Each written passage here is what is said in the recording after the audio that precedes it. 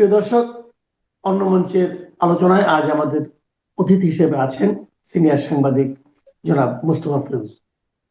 জনাব মুস্তফা ফিরোজ, আপনাকে স্বাগত জানাচ্ছি। আজকে তো একটা শোকের সংবাদ দিয়ে আলোচনা শুরু করতে হচ্ছে। নিশ্চয়ই আপনি এর মধ্যে শুনেছেন যে বিএনপি চেয়ারপারসন বেগম খালেদা জিয়া ইন্তেকাল করেছেন। তো এ ব্যাপারে আপনার একটা প্রাথমিক মন্তব্য নিয়ে পরে অন্য আলোচনা করব। মাসুদ কামাল, আজকে আমার মানে দিনটা যে কিভাবে শুরু হয়েছে আমি কিভাবে বলবো। আহ সকাল 8টার দিকে আমার আহ, সাংবাদিক সাইফুল আমাকে বললো যে ভাইয়া শুনছেন নাকি? আমি বলছি, না শুনি নাই, কালকে রাত পর্যন্ত তো গভীর উৎকণ্ঠায় ছিলাম, কয় যে উনি তো নেই। সাথে সাথে লাফ দিয়ে উঠলাম। আমি এত সকালে উঠি না। আহ কারণ আপনি জানেন যে আমি এখন যেখানে আছি সেখানে তখন আহ সকাল 7টা বাজে। আহ তো স্বাভাবিকভাবে আমি খুবই মানে অবাক হইনি, কিন্তু এমন বেদনায় ভর করলো।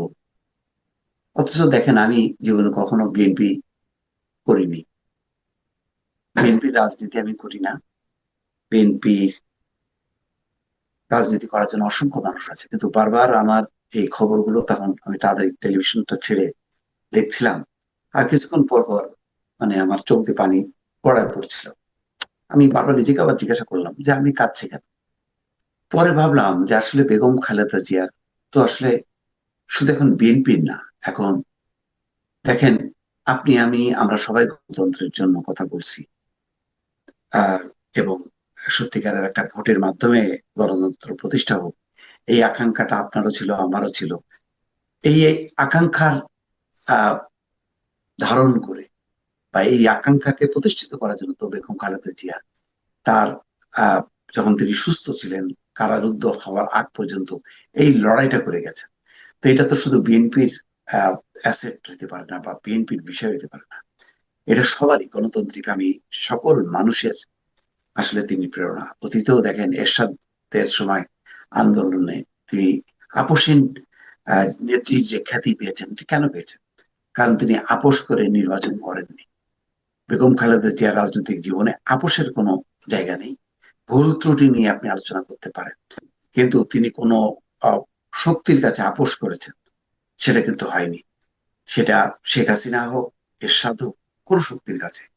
43 বছরের তার রাজনৈতিক জীবনটা একটা দৃষ্টান্ত। কিন্তু যে কোনো গণতান্ত্রিক আন্দোলনে আমরা নেলসন ম্যান্ডেলার কথা জানি। তিনি সংগ্রাম করেছেন অধিকার প্রতিষ্ঠার জন্য। ইয়াসির আরাফাত ফিলিস্তিনিদের অধিকার প্রতিষ্ঠার জন্য আন্দোলন করেছেন। বেগম খালেদা জিয়ার জীবনের কিন্তু একটা লম্বা সময় গেছে এই আন্দোলন সংগ্রামে। একেবারে গৃহবধূ থেকে এই উত্থান, যার কোনো রাজনীতির বিন্দু বিসর্গ নেই, তিনি কিন্তু তার জীবনের সংগ্রাম আন্দোলন খেয়াল করেন যে যিনি কোনো আসনে কখনো 5বার দাঁড়িয়েও কোনো আসনে তিনি হারেননি। তো এই অবস্থায় আহ, আজকে তার মৃত্যুর মধ্য দিয়ে তিনি কিন্তু আসলে শুধু বিএনপি না, আমি বলবো যে সারা বাংলাদেশের মানুষের আহ মানে হৃদয়কে স্পর্শ করেছেন এবং সেই হৃদয়ের মণিকোঠায় তিনি জায়গা করে নিয়েছেন। এটা এই কারণেই আমাকেও, আমি বিএনপি না করা মানুষ সত্ত্বেও আমাকে বারবার স্পর্শ করছে। এবং আমি সকালে যখন কি ভিডিওটা করি, প্রথম খবরটা দেওয়ার চেষ্টা করি, সাংবাদিক হিসাবে আমার যেভাবে এক নির্মোহ থাকার কথা ছিল, আমার কিন্তু বারবার গলাটা ধরে আসছিল। এটাই হচ্ছে বেগম খালেদা জিয়ার, আমার মনে হয় যে তার রাজনৈতিক জীবনের শ্রেষ্ঠ যে তার রাজনীতির বাইরের মানুষগুলোকেও সে স্পর্শ করতে পারে, তাদেরকে নাড়িয়ে দিচ্ছে। তো আমার ধারণা যে বেগম খালেদা জিয়ার এটা অনুপ্রেরণার একটা জায়গা হয়ে থাকবে বহুকাল বাংলাদেশের গণতান্ত্রিক মানুষ এবং গণতন্ত্র প্রতিষ্ঠার জন্য যারা এই আন্দোলন সংগ্রাম করবে, সেই ইতিহাসের একটা বড় অধ্যায় থাকবেন বেগম খালেদা জিয়া, এবং সেখান থেকে একটা শিক্ষার বিষয় থাকবে। জি, আসলে তবে একটা সুখের খবর যে উনি মারা যাওয়ার আগে তো বেশ কিছুদিন আপনার খুবই আইসিইউতে ছিলেন। কিন্তু যতদিন ওনার মানে সর্বশেষ যখন ওনার জ্ঞান ছিল, আমার ধারণা উনি এতটুকু বুঝতে পেরেছিলেন যে দেশ একটা গণতন্ত্রের দিকে যাচ্ছে। কারণ উনি তো মানে আমি তো বলবো উনি রাজনৈতিক প্রতিহিংসারও শিকার ছিলেন দীর্ঘদিন। তারপরেও মানে উনি যখন ওনার শেষ দেখে যেতে পেরেছিলেন যে না, এখন দেশ একটা নির্বাচনের দিকে যাচ্ছে, এই এই উপলব্ধিটা উনি নিয়ে যেতে পেরেছেন, এটাও আমি মনে করি একটা আমাদের জন্য প্রাপ্তি। যা হোক, এখন মানুষ তো অমর হয় না, মানুষকে যেতেই হয়, এটাই স্বাভাবিক, এটাই প্রকৃতির নিয়ম, দুনিয়ার নিয়ম এটা। সেই নিয়ম যতই আমাদের জন্য বেদনাদায়ক হোক না কেন, এটা তো হতেই থাকে। যাক, একটু রাজনীতির প্রসঙ্গে আসি, ছোট করে বলবো, আজকে অন্য রাজনীতিতে খুব একটা আলোচনা করবো না।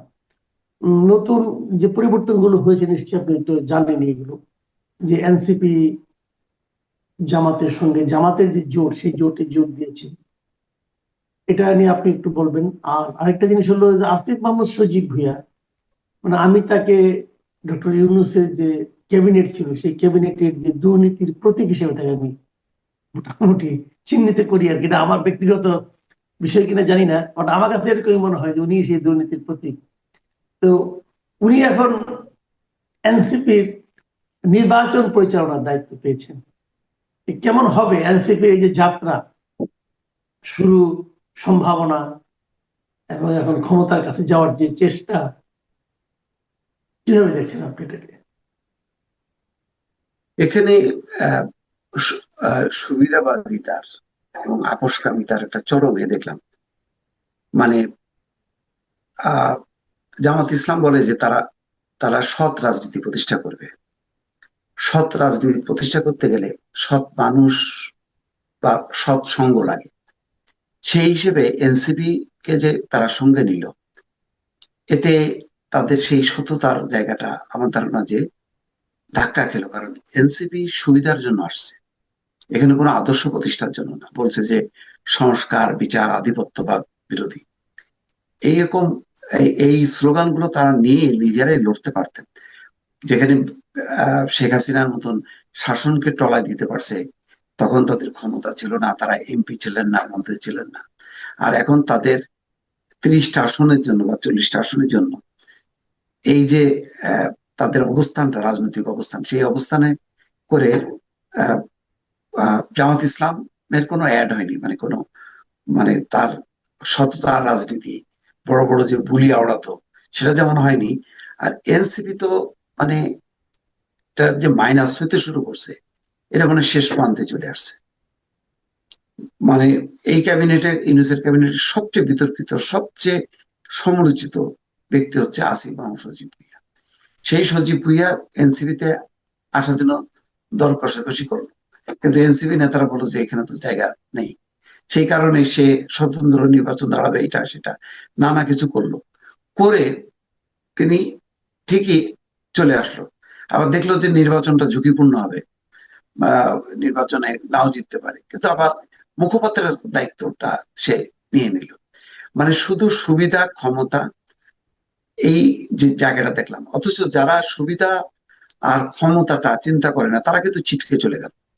তাসনিম যারা, একটা মানে এনসিপির একটা উজ্জ্বল তারকা আমি বলতাম, তার সাথে আমি বারবার মানে ভাবতাম যে এই মেয়েটার সাথে তো এই এনসিপির এই রাজনীতি, এই দ্বারা যায় না, এটা নিশ্চয়ই ঠিক থাকবে না। ঠিকই তাই, মানে ধাক্কা খাইলো এবং ছিটকে বেড়ে আসলো।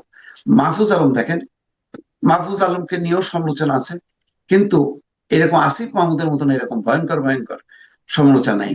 সেই 300 ফিটের যে হাঁসের মাংস খাওয়া, সেটা না পেয়ে ওয়েস্টিনে মানে বসে আড্ডা দেয়া, হাঁসের মাংস খোঁজা, সেখানে এইগুলি কিন্তু মাহফুজ আলমের মধ্যে নেই। সেই মাহফুজ আলম কিন্তু এনসিপিতে ঢুকতে পারতেন, ঢোকেন, নির্বাচন করতে পারতেন, করেননি।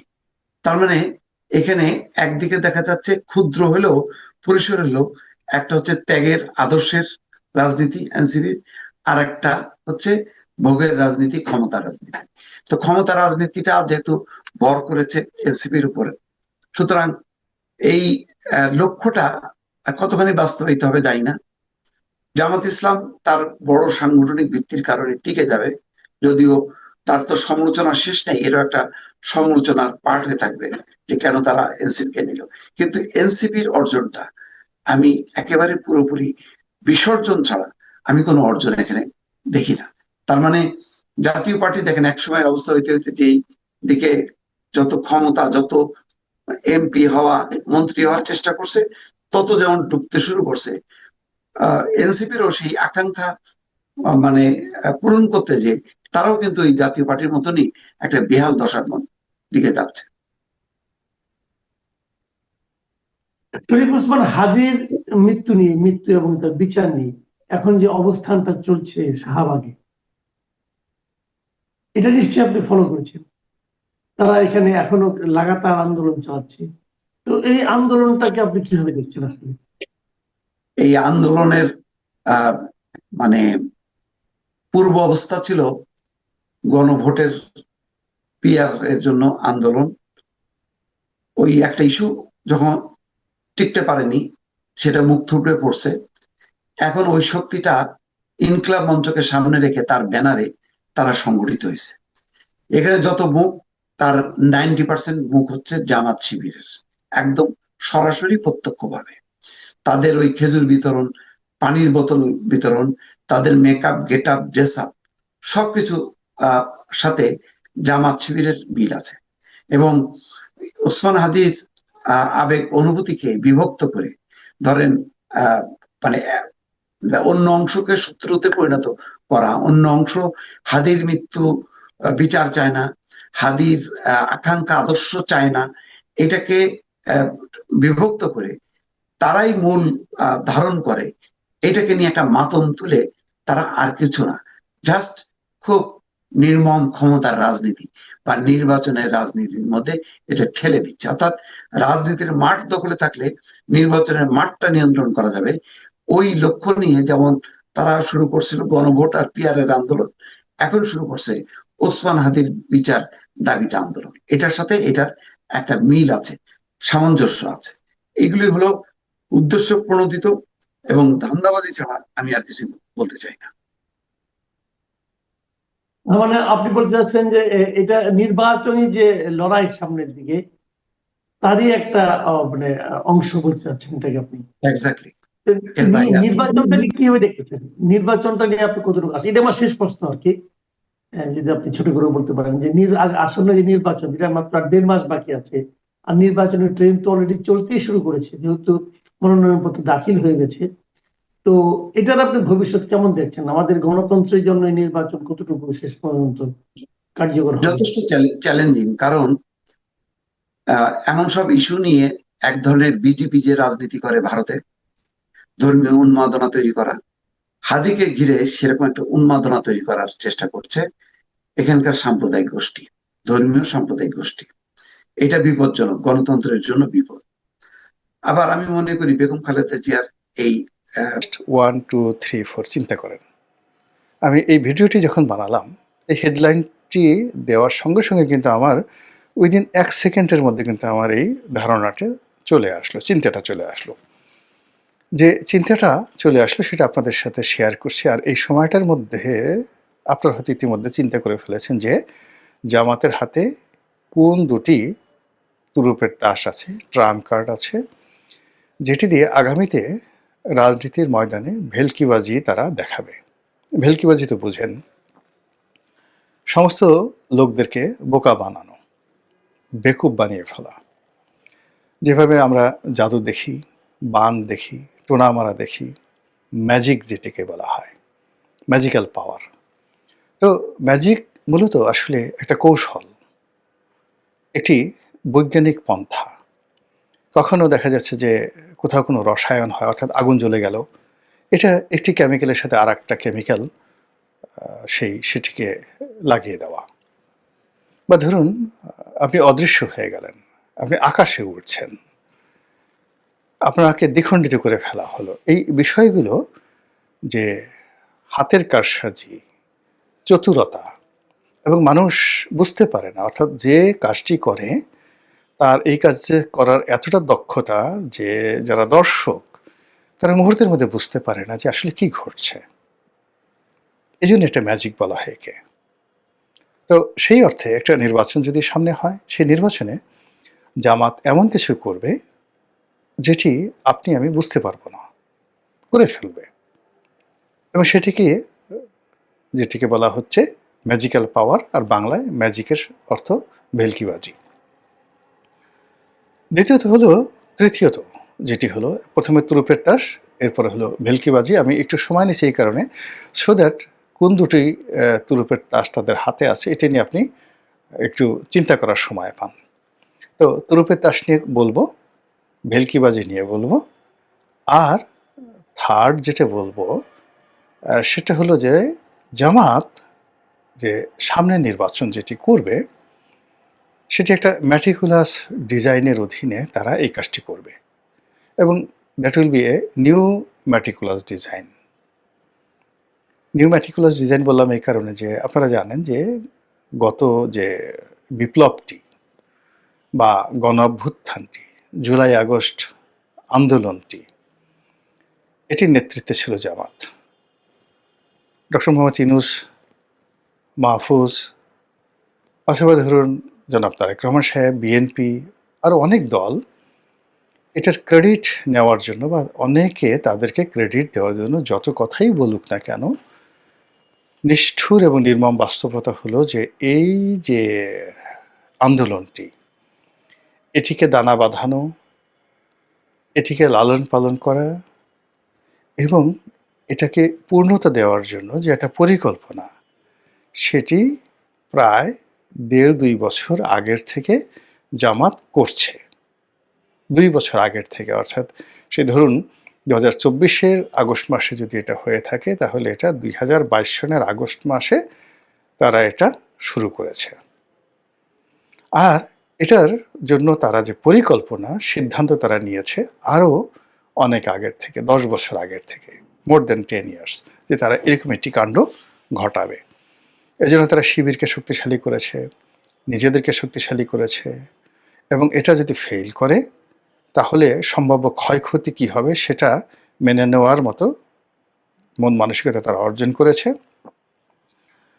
তারপর যদি ফেল করে বিকল্প কি করা যেতে পারে, এমনকি সশস্ত্র যুদ্ধ তারা করবে, এই ধরনের কথাও মানে তাদের মধ্যে ছিল। যদি তারা ফেল করে তারা অস্ত্র হাতে যুদ্ধ করবে, গেরিলা যুদ্ধ করবে।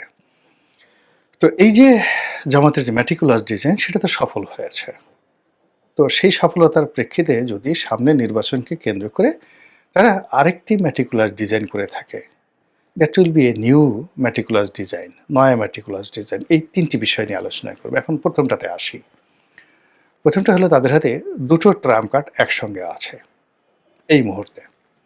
প্রথম ট্রাম্প কার্ডটা হলো, তারা সম্প্রতি মুক্তিযুদ্ধ নিয়ে রাজনৈতিক দলগুলো যে ব্যবসা করে, নিজেদের দলে কজন মুক্তিযোদ্ধা আছে, কজন বীর প্রতীক আছে, বীর উত্তম আছে, কজন মুক্তিযোদ্ধার সন্তান সন্ততি পরিবার পরিজন দলের মধ্যে আছে, এটি নিয়ে বিএনপি এবং আওয়ামী লীগ যে গর্ব করতেন, জাতীয় পার্টি যে গর্ব করতেন, এবং এটা নিয়ে তারা নানা রকম ন্যারেটিভ তৈরি করতেন, এই জায়গাটি জামাত ছিল একেবারে শূন্য, তাদের কোনো পুঁজি ছিল না।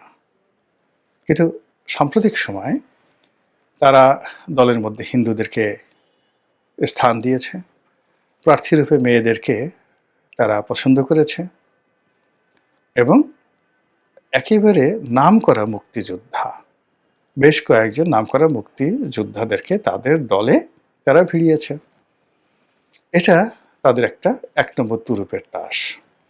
এবং এই ধরনের মুক্তিযোদ্ধা যারা আছে, তারা যখন জামাতের পক্ষে কথা বলবেন, জামাতের প্ল্যাটফর্মে দাঁড়িয়ে মুক্তিযোদ্ধার কথা বলবেন, এবং সেই প্ল্যাটফর্মে দাঁড়িয়ে আওয়ামী লীগ এবং বিএনপিকে গালাগাল দিবেন, খিস্তি খবর দিবেন, তখন ওটা শুনতে যে কত মজা লাগবে। মানুষ দলে দলে, সেই কর্নেল অলি গিয়ে যদি এখন জিয়াউর রহমানের বিরুদ্ধে বলেন, তিনি যদি বলেন যে মানে যেটা কর্নেল অলি আমাকে বলেছেন, প্রেসিডেন্ট জিয়াউর রহমান কর্নেল অলিকে উস্তাদ ডাকতেন, শিক্ষক ডাকতেন, টিচার ডাকতেন, তাকে উস্তাদ, সারা জীবন উস্তাদ ডাকতেন। তো ওইরকম তাদের সম্পর্ক। বেগম জিয়ার সঙ্গে কর্নেল অলির যে ব্যক্তিগত একটা সম্পর্ক ছিল, বেগম জিয়া তাকে অসম্ভব রকম শ্রদ্ধা করতেন, জিয়াউর রহমান সাহেবের ঘনিষ্ঠজন হিসাবে। তিনি পারিবারিক বন্ধু ছিলেন। কাজে জিয়া পরিবারকে ডুবানোর জন্য, বিএনপিকে ডুবানোর জন্য কর্নেল ওলির একটা প্ল্যাটফর্ম দরকার, এবং সেই প্ল্যাটফর্মটা যদি জামাতের হয়। দ্বিতীয়ত, কর্নেল ওলির যে নির্বাচনী এলাকা, সেই নির্বাচনী এলাকায় জামাতের প্রাধান্য, ওখানে বিএনপি নেই। কর্নেল ওলি মানে ওখানে দুটো কনস্টিটিউয়েন্সি, দুটো নির্বাচনী এলাকা, এই দুটো নির্বাচনী এলাকাতেই যাকে বলা হয় কর্নেল ওলির নিদারুণ কর্তৃত্ব রয়েছে। এখন তার সঙ্গে যখন জামাত যুক্ত হলো, তখন পুরো চট্টগ্রামের রাজনীতি, কক্সবাজারের রাজনীতি, এর উপরে কর্নেল ওলির একটা কর্তৃত্ব চলে আসবে। তার সঙ্গে সঙ্গে হিল ট্রাকসে, যেহেতু তিনি আর্মি ম্যান, আর্মির সঙ্গে তার একটা ভালো সম্পর্ক, মুক্তিযুদ্ধের তিনি অত্যন্ত গুরুত্বপূর্ণ একজন অধিকর্তা ছিলেন এবং চট্টগ্রামের মানুষ। ফলে ওই এলাকাতে জামাতের এমনি শক্তি আছে। আপনার সাতকানিয়া, চন্দনাইশ, এই সমস্ত এলাকাতে কর্নেল ওলি এবং জামাতের যে শক্তি, ওখানে বিএনপির কোনো লোক দাঁড়াতে পারবে না। এবং আপনারা যারা ওই সাতকানিয়া ওই এলাকা চিনেন, এবং ওটা দিয়ে আপনার কক্সবাজারে যেতে হয়, এবং ওখানে যদি জামাত এবং কর্নেল ওলি দাঁড়ায়, তাহলে কক্সবাজারে সালাউদ্দিন সাহেব কক্সবাজারে যেতে পারবেন না। অন্যদিকে এদিকে এসে যদি আপনি নোয়াখালী, সীতাকুণ্ড, এই কিছু কিছু এলাকাতে আছে যেখানে জামাতের আধিপত্য আছে। চট্টগ্রামে যাওয়ার পথে চট্টগ্রামের লোকজন মানে সেখানে একটা শহরে তাদের একটা শক্তি আছে। দ্বিতীয়ত, চট্টগ্রাম বিশ্ববিদ্যালয়। তৃতীয়ত, পার্বত্য অঞ্চলে তাদের সেই যে এই যে সাদিক কায়েম ঢাকা ডাকসুর ভিপি হয়ে আসছে, তো বান্দরবন, খাগড়াছড়ি, এইরকম গহীন এলাকাতে উপজাতিদের মধ্যে সেই জামাতের যে সাংগঠনিক শক্তি আছে, এটা শান্তি বাহিনীর চেয়ে কোনো অংশে কম নয়। তো সেই জায়গাতে কর্নেল ওলি, মেজর আক্তারের মতো লোক এখানে যে আসছে, তারা মঞ্চে দাঁড়িয়ে যদি বিএনপিকে এবং আওয়ামী লীগকে ধুমসে গালাগালি দেয়, এগুলো শুনতে মানে মানুষ কি করবে, পালা গানের মতো সে শুনবে। বিচার গান যেভাবে শুনে, পালা গান যেভাবে শুনে, তারপরে ওই যে গাজীর গীত যেভাবে শুনে, এইভাবে কর্নেল ওলি এবং মেজর আক্তার এরকম আরও 2-4 জন লোককে যদি জামাত বের করে, এবং যদি জামাত মনে করেন শাহজাহান ওমরকে বের করে নিয়ে আসে, ব্যারিস্টার শাহজাহান ওমরকে বের করে নিয়ে আসে, তো এরা যদি বলতে থাকেন জামাতের মানে বিএনপির বিরুদ্ধে এবং আওয়ামী লীগের বিরুদ্ধে, এটা তাদের একটা নাম্বার 1 তুরুপের তাস। 2 নম্বর তুরুপের তাস এই 24-এর যে গণ অভ্যুত্থান, 24-এর যে আন্দোলন, এটা জামাত এবং এনসিপিকে বলা হতো যে জামাতের বি টিম। এনসিপি স্বীকার করেনি, কিন্তু এখন তাদের ঐক্য হয়ে গেছে, ফলে এটা প্রকাশ্য, ওপেন। তো এনসিপি, এবি পার্টি, জামাত, মূলত তারাই কিন্তু এই যে 24-এর গণ অভ্যুত্থানের আগের যে মূল যে কাজগুলো, গ্রাউন্ড ওয়ার্কগুলো, তারা কিন্তু এই কাজগুলো করেছে। এর সঙ্গে দেশি যোগ থাকতে পারে, বিদেশি কূটনীতিকদের যোগ থাকতে পারে, আরো অনেক কিছু, বাট মূল হলো এখানে জামাত এবং এনসিপি। এবি পার্টির কথা বলছে অনেকে, কিন্তু এবি পার্টি আছে, কিন্তু আমি এনসিপির কথাই ধরি। এখন সেই এনসিপি তাদের সঙ্গে আছে।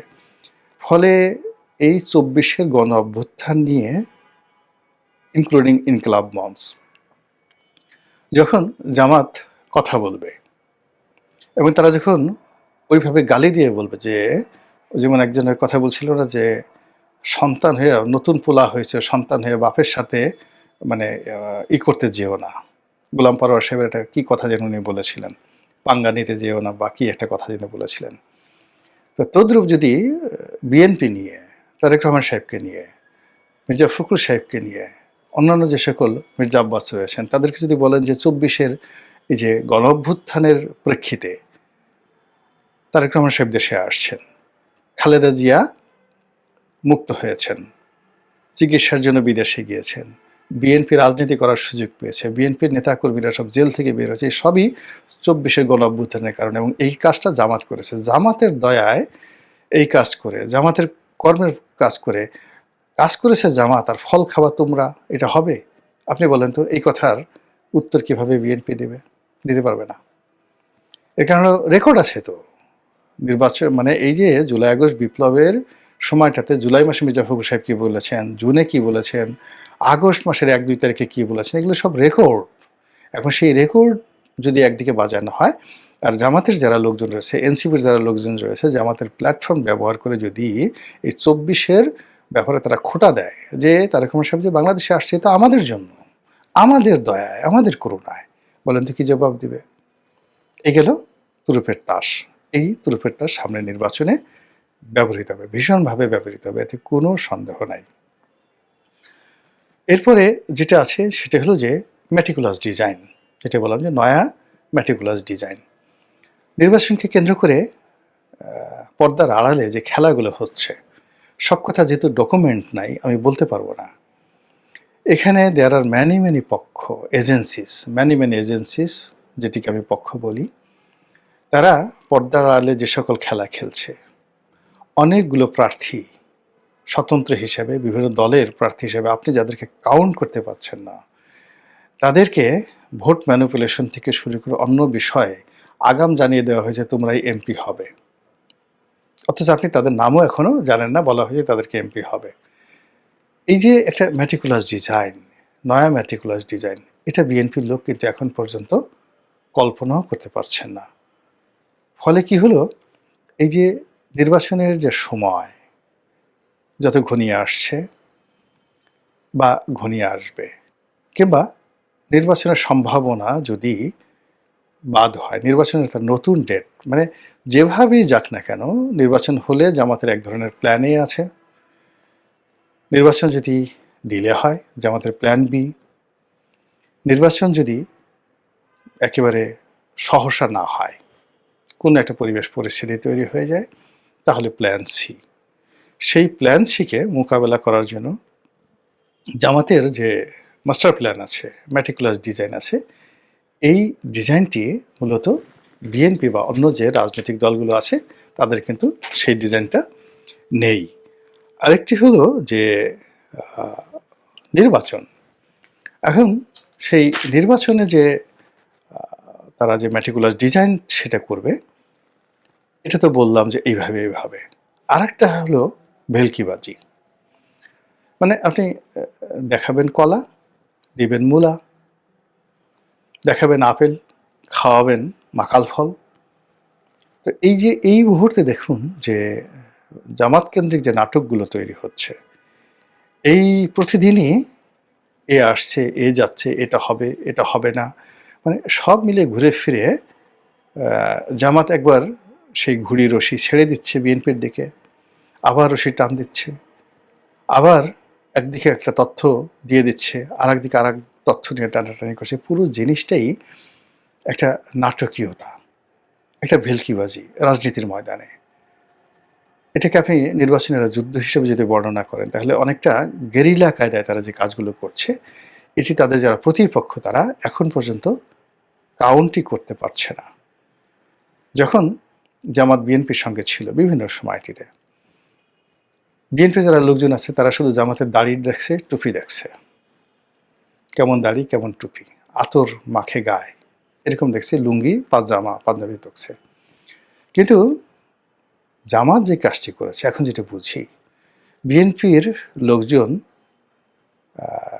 কি ধরনের আন্ডারওয়্যার পরে, কি ধরনের মোজা পরে, গেঞ্জি কি, তারা মানে আন্ডার আর্ম বগলের নিচে কি ধরনের ডিওড্রান্ট ব্যবহার করে, কার বগলে কেমন গন্ধ, মাথায় কার কতটুকু খুশকি আছে, নাকের মধ্যে কার কতটুকু ময়লা আছে, ঘুমার ঘরে কে কতবার নাক ডাকে, কার কয়জন গার্লফ্রেন্ড আছে, দেশ বিদেশে কার কয়টা বাড়ি আছে, কার কত টাকা অবৈধ ইনকাম আছে, কার কি দুর্বলতা আছে, প্রত্যেকটা জিনিস অন্ততপক্ষে তাদের যারা রাজনৈতিক প্রতিপক্ষ তাদের সবার আমলনামার অডিও, ভিডিও এবং ডকুমেন্টারি তারা তৈরি করে রেখেছে।